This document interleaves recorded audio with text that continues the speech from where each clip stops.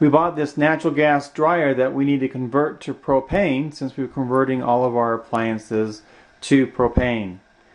I went online to Maytag's official website to find the part number to order the propane conversion kit because you cannot buy them at Home Depot or Lowe's. I did find the part number that I needed. It's a W10606694 conversion kit. I'll have a link below this video for that. Interesting enough, it listed as a Westinghouse dryer conversion kit, and this is a Maytag, but it takes the exact same kit. I don't know if they make the same dryer, just put a different label on them like car manufacturers do. But anyway, I went to Amazon, my favorite place to buy things, and I bought the kit. It was like $17 and a couple bucks for shipping. Came in a few days, and now I'm ready to make that conversion. This conversion is for a front loading dryer. If you have a different one, your process may be different. So let's just go through the process of converting either Westinghouse or Maytag front loading dryer to LP. First thing you're going to do is you're going to remove the lint dryer. Then just remove these two screws and put them aside. This is for a brand new dryer. Of course, we've never even plugged this in. So if you have a dryer and it's plugged in, first of all, unplug it. There are two little locks about 2 inches in either side. Put a putty knife inside there and you'll be able to feel them, and just give it a push. You can feel the spring there, and then just lift up at the same time. So I'm giving it a little pressure and then I'm pulling up. There we go. That one's open. We'll do the same to the other side. Now that those are loose, all you need to do is just lift up the hood and flip it back out of the way. Inside in the front, you'll see a screw on either side. You want to take a small wrench and undo those. Next thing you need to do is remove this. I'm just going to use a screwdriver, pry this open and pull this apart. This only goes on one way, so you don't have to worry about mixing it up. Easy way to remember which way this goes on is the white and the white line up with each other.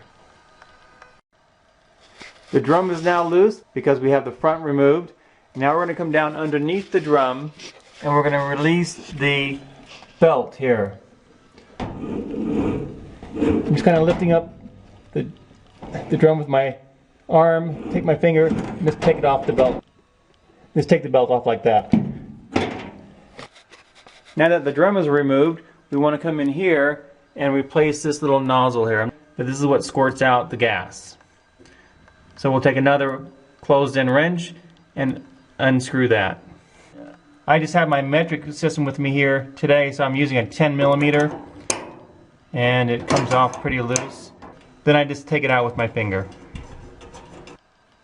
The nozzle to the right is the natural gas nozzle, which I just removed. The nozzle to the left is for the low pressure propane. You can see the orifice for the propane is much smaller than the natural gas. I recommend you keep the natural gas one handy, so if you ever sell the clothes dryer or want to convert back to natural gas, you have it.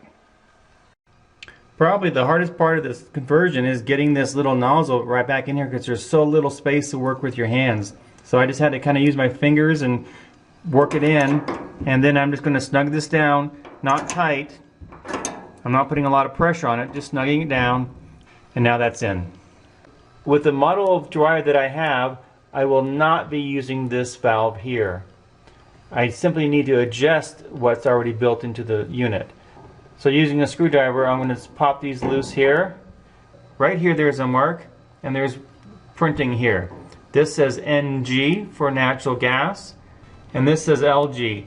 What I want to do is I want to turn this dial so the LG lines up with the dot. A pair of pliers or a screwdriver would work. The best thing to do is have those bent pliers that will fit right in here, and you can just turn it. I don't have one of those, so I'll just use a pair of pliers and a screwdriver to rotate that. Just using the palm of my hand and kind of tapping on the back end of the screwdriver, having the screwdriver blade in like that, I was able to easily rotate this dial, and now this is set. If you have pressure testing tools, this is where you use them now. I don't have those, so I'm done with the conversion. You may need this in your dryer depending on which model you have. I made the adjustments and replaced the nipple that I needed to. Now it's just a matter of putting everything back together. It's really important to get this felt all the way to the back, just like this, when you put it in. I had to just kind of work it around with my fingers. I put the top in first and just walked around and get everything tucked back, and so it looks good.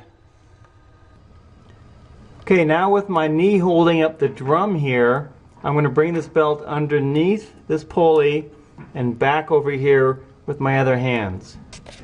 Now, while keeping this flange on the inside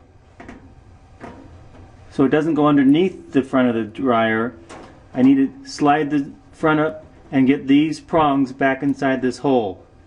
I have my foot underneath to kind of lift up and down on this. I'll need to align the dryer drum and the felt and kind of put everything back in. It actually goes in easier than it comes out, but it takes a little bit of wiggling back and forth. I found having a flashlight down on here so I get my left side in. Once I have the left side, the little hooks inside the hole, then I lift up the drum, get that lined up, and then I come over here to the right side and get those lined in and just drop right in. Making sure I have my little tabs in place, I'll put my screws back in and tighten up the front. Before I close the top, I just rotate the drum, just making sure that everything looks good, the felt looks lined up in the front and the back, and that the belt looks straight. Everything looks good now. Now I'll go ahead and plug back the electrical in, white on white, and then close down the top. After putting back in the 2 screws here, I put the lint trap back in, and I'm going to plug it in and see if the drum rotates freely. The drum sounds good, it's moving smoothly.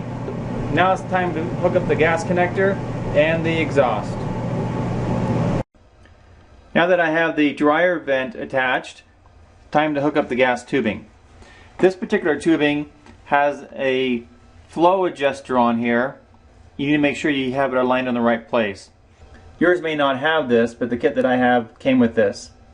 So this brass fitting here, I will wrap with this gas tape. I could also use the putty, but this was convenient for me to grab. I'll wrap the male end here, put it in there. Now you do not put tape or putty on a compression fitting at all, so do not put it there, but you put it on any other fittings that you have.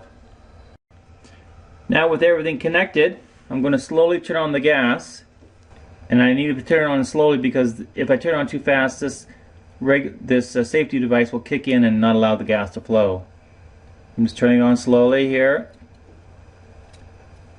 and now once that's on all the way, I'm going to test for gas leaks.